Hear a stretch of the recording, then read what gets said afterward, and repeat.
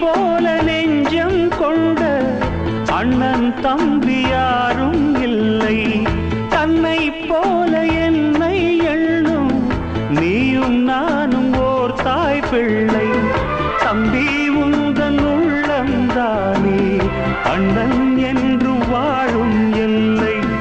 ஒன்றாய் காணும் வானம் என்றும் ரெண்டாய் மாற நியாயம் இல்லை. கண்ணோடுதான் உன் வண்ணம், நெஞ்சோடுதான் உன் எண்ணம்.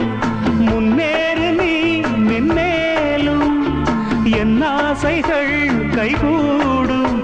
இந்த நேசம் பாசம் நாடும் வாழ்க தென்மதுரை.